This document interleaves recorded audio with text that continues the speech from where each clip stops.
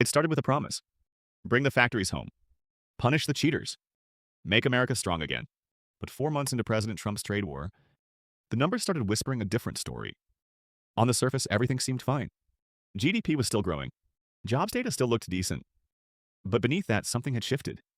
Investment was stalling. Big manufacturers were holding back. And the world, it was quietly moving on. From France to Japan to Vietnam, suppliers were frozen in place, not sure whether to ship, hold, or abandon American contracts altogether. Some sent the goods anyway. Others didn't dare. In the south of France, wine producers were sitting on millions of unsold bottles. Bottles that would have gone to American shelves, if not for the tariffs. In Japan, auto parts suppliers were laying people off. Exports to the US had plunged. In Canada, recession loomed. And yet, in Washington, the rhetoric was louder than ever. We're winning, they said. The money is pouring in. But here's what the data showed. In Q2, business investment in the US grew by just 0.1%. That's basically flatlining. For all the talk of factories returning home, they weren't. Because tariffs don't build steel mills. Uncertainty doesn't pour concrete. Companies weren't just paying more for foreign goods. They were also paying more for local ones, mind you, because tariffs pushed everyone's prices up. That meant costlier cars, costlier washing machines, costlier lives. General Motors? It paid $1.1 billion in tariffs in just one quarter. That's billions that could have gone into new plants, or jobs, or R&D.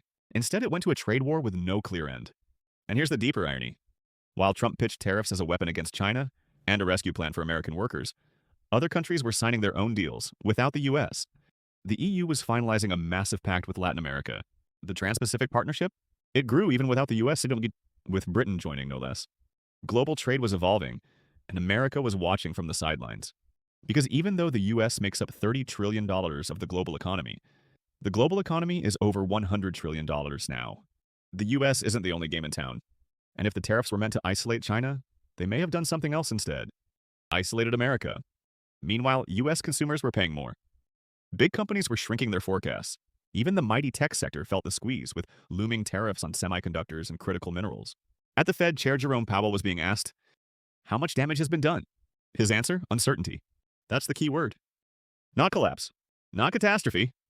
Just a steady, dull headache. Like a cold you can't shake. You can still walk, still work, but nothing feels normal. That's what the trade war became. Not a crash, but a drag. A drag on investment. A drag on hiring. A drag on growth. And while Wall Street posted record highs, the underlying anxiety was clear. Currency markets were volatile. The dollar had its worst 6 months since 1973, the year America left the gold standard.